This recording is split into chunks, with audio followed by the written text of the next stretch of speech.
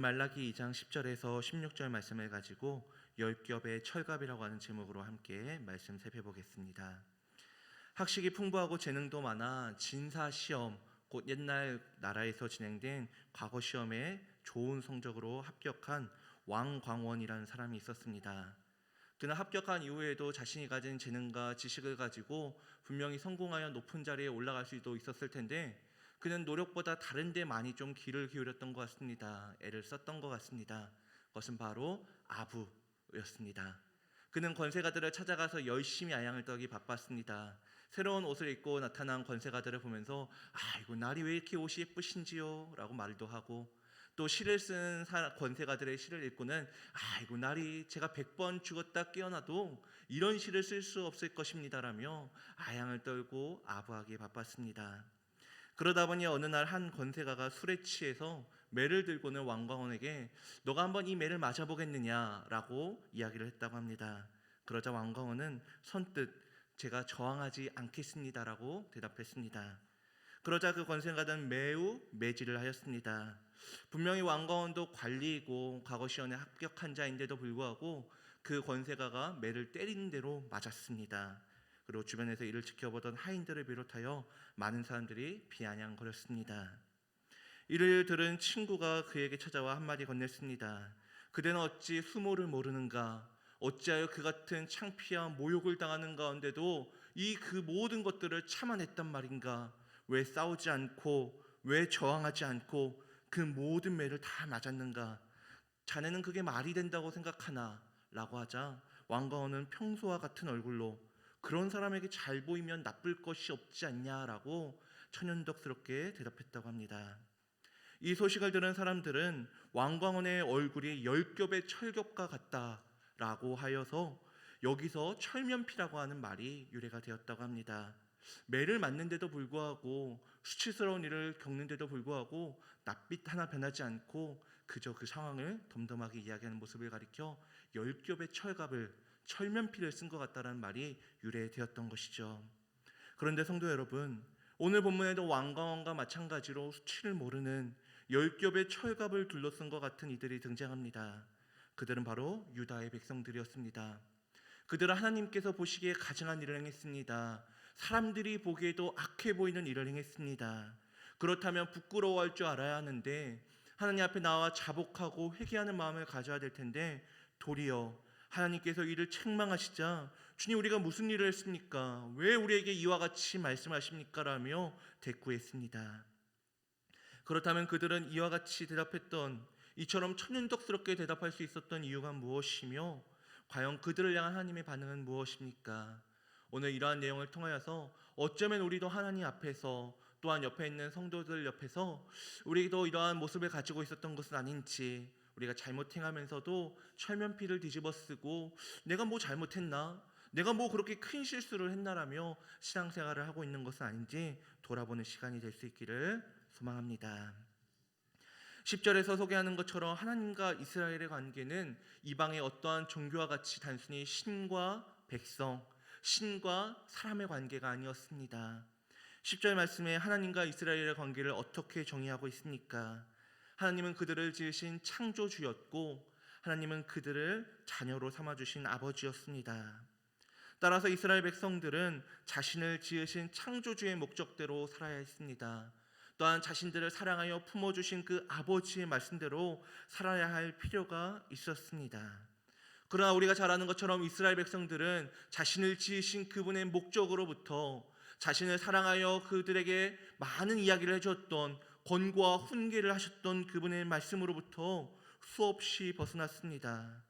특별히 오늘 본문은 그들이 형제에게 거짓을 행함으로써 하나님께서 그들의 조상에게 주신 언약을 욕되게 하였다라고 우리에게 말하고 있습니다. 그렇다면 도대체 그들은 하나님 앞에, 또한 형제들 앞에 어떤 거짓을 행하였습니까? 14절에는 그들이 행한 거짓을 추측할 수 있는 내용이 등장합니다. 함께 한번 읽어봤으면 좋겠습니다. 함께 읽겠습니다. 너희는 이르기를 어찌 됨이니까 하는도다. 이는 너와 내가 어려서 맞이한 아내 사이에 여호와께서 증인이 되시기 때문이라. 그는 내 짝이요 너와 서약한 아내로되 내가 그에게 거짓을 행하였도다. 아멘. 즉 그들의 거짓은 그들이 결혼한 아내 사이에 발생한 어떠한 문제였음을 알 수 있습니다. 그렇다면 그들의 자신의 아내에게, 자신의 처에게 어떠한 거짓을 행했습니까? 11절을 보니 유다의 백성들이 거짓을 행하였다라고 말하면서 그들이 구체적으로 어떠한 악을 행했는지, 하나님과 사람 앞에서 어떠한 거짓된 일을 했는지를 말하고 있는데, 이방의 신의 딸과 결혼을 하였다라고 우리에게 전하고 있습니다. 여기서 우리는 이러한 질문을 가져볼 수 있을 것 같습니다. 거짓말이라고 하면 남을 속이는 것, 잘못된 거를 잘했다고 말하고 잘했던 걸 잘못되었다고 말하는, 거꾸로 말하는 것, 사실을 가리는 것인데, 왜 이방 여인과 결혼한 것을 거짓을 했다, 거짓을 범하였다라고 말하고 있는 것일까요? 이는 유다의 남자들이 결혼을 할 때 하나님과 사람 앞에서 분명히 이 여인과 내가 함께 하겠습니다, 내가 이 여인을 책임지겠습니다, 내가 일평생 이 여인과 같이 있겠습니다라고 약속을 했지만 후에는 자신의 아내를 버리고 이방 여인을 아내로 맞이했기 때문입니다. 결국 이들의 약속은 결혼식에 참석한 수많은 형제들에게 거짓을 함과 동시에 아내와 하나님께도 거짓을 행한 것이 되었습니다. 그런데 이에 대한 하나님의 반응이 참 무섭습니다.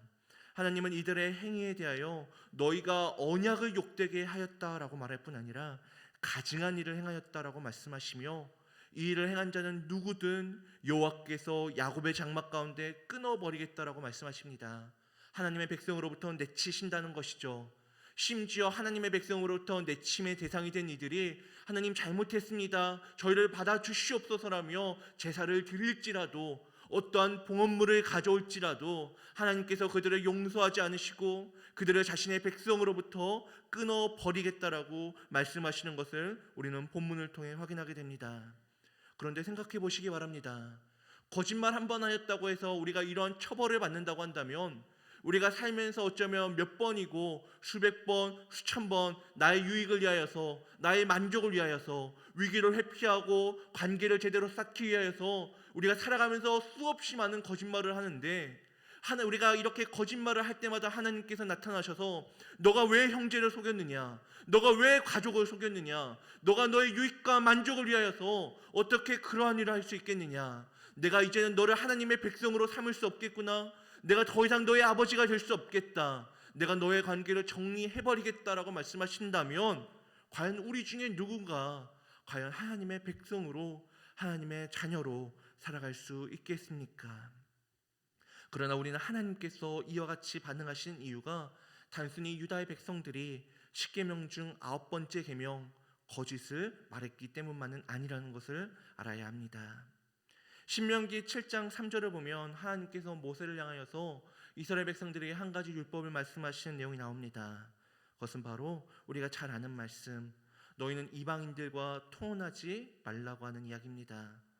하나님께서 이스라엘 백성들에게 이방 사람들, 너희가 이방 여인을 취하면 안 된다, 이방의 남성들과 결혼하지 말라고 한 이유는 한 가지였습니다.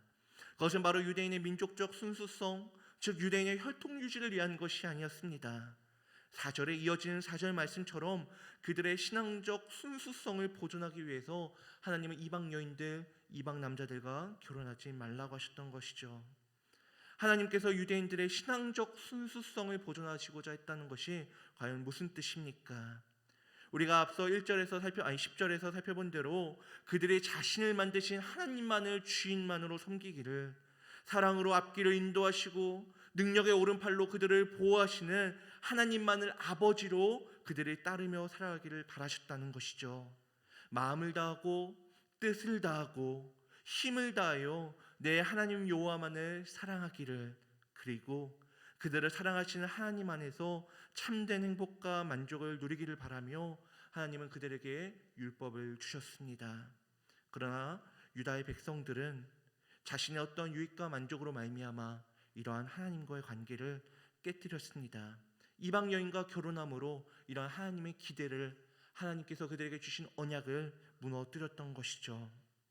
하나님께서 그들을 향하여서 너희가 가증한 일을 행했다, 나는 이 일에 동참한 모든 자를, 심지어 그가 내게 제사를 드릴지라도 나는 그를 야곱의 장막 가운데서 끊어버리겠다라고 말씀하시는 것은 단순히 그들의 행위에 대해서 기분이 나빠서 화를 내고 내가 기분이 안 좋아졌으니까 너희들에게 보복을 해야 되겠다, 너희도 한번 배신당하고 약속이 무너져 내리는 것을 맛보라라며 하나님께서 감정적으로 대응하고 있는 것이 아니라는 것입니다. 그들이 먼저 하나님과의 관계를 저버렸으니, 그 뜻을 묵살하였으니 하나님께서도 그들을 저버리시겠다고 선언하고 있다는 것이죠. 그렇다면 이들이 이와 같은 행동을 한 이유가 무엇입니까? 하나님께서 그들을 보호하신다고 말씀하셨는데, 그들을 인도한다고 말씀하셨는데, 말만 한 것이 아니라 그들의 역사 속에서 구구절절하게 그들이 몇 번이고 배신했음에도 불구하고 그들을 버리지 않았고, 그들의 작은 것 하나에 순종할 때 그들을 복을 주시고 그들을 인도하시고 그들을 결코 가만히 놔두지 않으셨던 하나님 앞에 그들을 배신하고 하나님의 말씀으로부터 등을 돌렸던 이유가 과연 무엇입니까?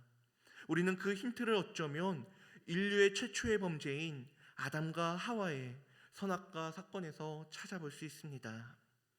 하나님은 자신이 만드신 아담과 하와를 에덴 동산에 두셨습니다. 그리고 그 동산의 중앙에는 선악을 알게 하는 나무가 놓여져 있었습니다. 어떤 이들은 이에 대해서 이와 같이 말씀하십니다. 하나님께서 왜 하필이면 에덴 동산에 선악을 알게 하는 나무를 두셨는가? 왜 그들로 말미암아 시험에 빠질 수 있는, 미혹 당할 수 있는 거리를 에덴 동산에 두셨는가? 두지 않아야 맞는 것 아니었는가? 뒀어도 에덴 저 끝쪽에 가해 혹은 다른 나무와 숯불로 잔뜩 가려서 그들이 죄를 짓지 않도록 보호하시고 인도하셔야 됐던 것은 아닌가라고 의문을 제기합니다. 그러나 하나님께서 이 나무를 두셨던 것은 그들을 유혹하여 죄를 짓게 하기 위함이 아니었습니다.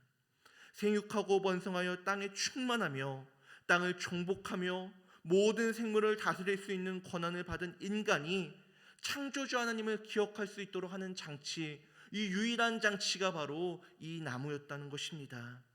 동산 안에 있는 모든 것을 누리고 다스리지만 금지된 단 하나의 명령을 통해서 내가 복종해야 될 존재가 있구나, 나를 지으신 분이 있구나, 내가 모든 걸 다 할 수 있는 것처럼 보이지만 내 위에 있는 존재가 있구나라는 사실을 기억할 수 있도록 하나님은 동산 정중앙에 선악을 알게 하는 나무를 두시고 그 나무를 너희들이 바라보면서 우리의 존재를 기억할 수 있도록, 하나님의 존재를 기억할 수 있도록 하셨던 것입니다. 그런데 창세기 3장을 보면 마귀가 이 나무의 열매를 먹으라고 유혹하는 내용이 등장합니다.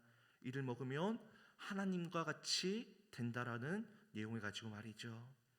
이 이야기를 들은 하와는 선악을 알게 하는 나무의 열매를 한번 바라보기 시작합니다. 그리고 평소엔 지나쳐갔던 이 나무의 열매가 한번 자세히 보니 먹음직도 하고 보암직도 하고 지혜롭게 할 만큼 탐스럽다라고 하는 생각이 그녀의 머릿속을 스쳐 지나갑니다. 그리고 이러한 생각은 여기서 그치지 않았습니다. 그 다음 생각으로 번졌던 것이죠. 내가 하나님의 뜻을 따라서 이것을 먹지 않을 것인가? 이제는 내가 하나님과 같이 되어 최종 결정권자가 되어 내 인생의 결정은 하나님의 말씀에 달린 것이 아니라 이제는 내가 하나님의 위치에 올라서서 내가 내 인생을 결정하는, 내가 보기에 보암직하고 먹음직하고 탐스러운 이 열매를 내 뜻에 따라 먹을 것인가? 이러한 생각으로 번졌을 것입니다. 그리고 하와는 마침내 선악을 알게 하는 나무의 열매를 먹었고 아담도 하와의 말을 따라 이를 동참했습니다. 결국 이들이 선악을 알게 하는 열매를 먹은 이유가 무엇입니까? 하나를 제외하고는 모든 것을 먹고 모든 것을 누릴 수 있었고 모든 것을 다스릴 수 있는 권한을 가지고 있었음에도 불구하고 이 단 하나를 참지 못했던 이유가 무엇입니까?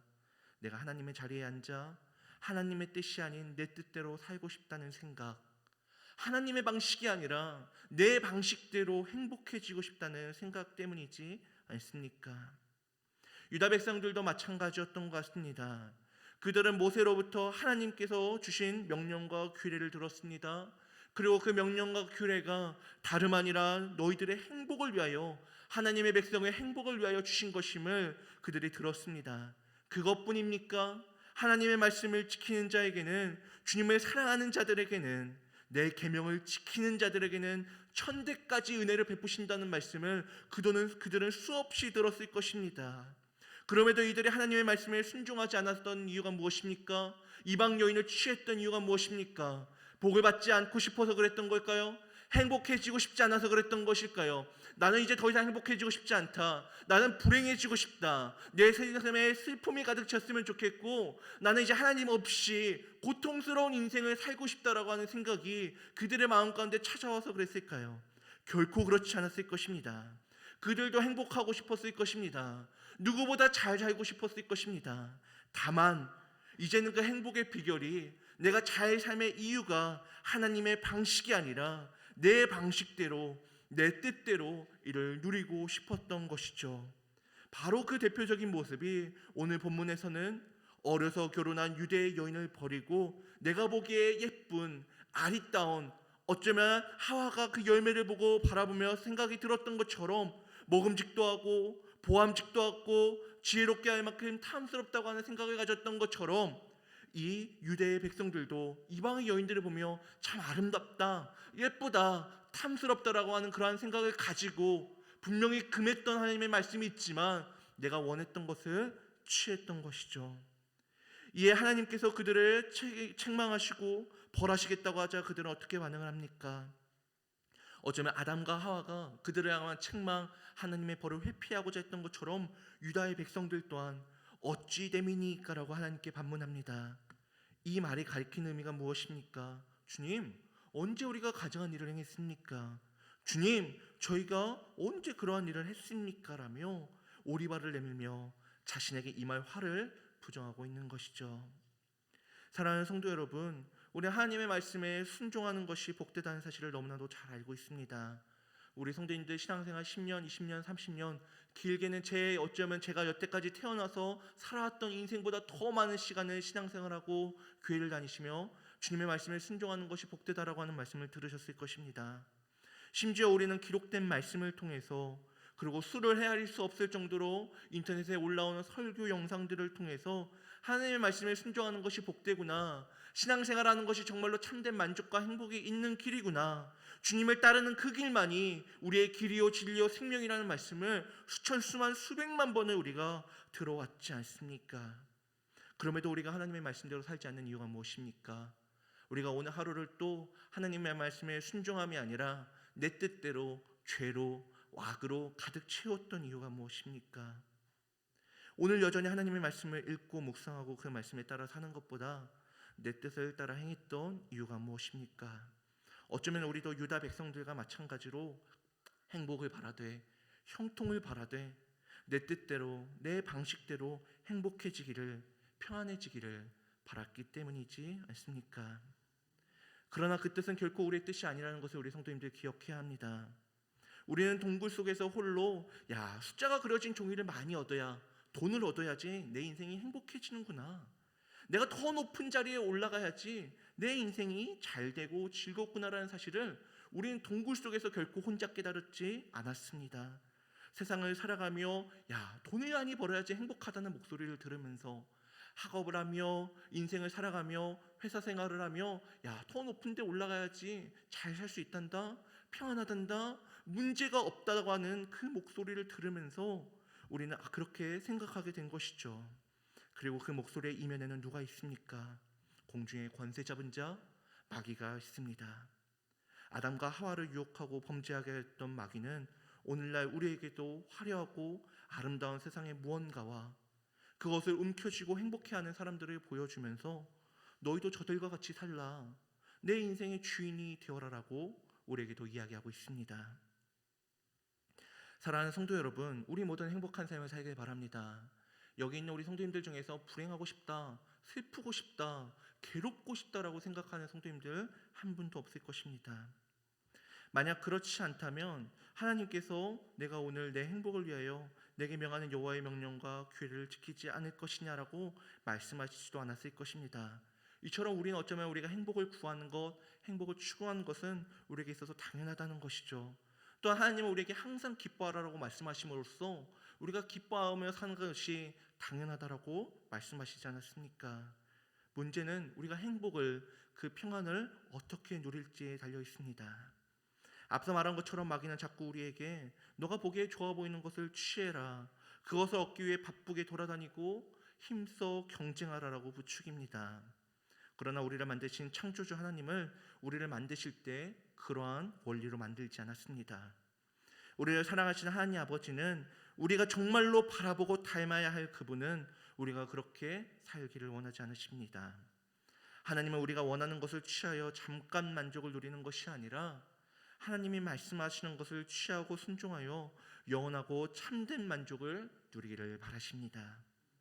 바라기는 세상 사람들과 똑같이 살아가다가 교회에 나올 때만 난 하나님의 자녀예요, 나는 그리스도인이에요, 나는 몇 교구 몇 지역의 성도고 나는 하나님의 자녀입니다 라고 하는 탈을 뒤집어쓰고 열겹의 철갑을 두르고 교회로 우리의 삶의 자리에 있는 그리스도인을 만나고 그렇게 하는 것이 아니라 그 철갑을, 그 철면피를 내려놓고 대신 하나님의 전신갑주, 특별히 성령의 검 하나님의 말씀을 들고 마귀의 간계에 대적할 수 있는 우리 성도님들이 될 수 있기를 예수님의 이름으로 간절히 소망합니다.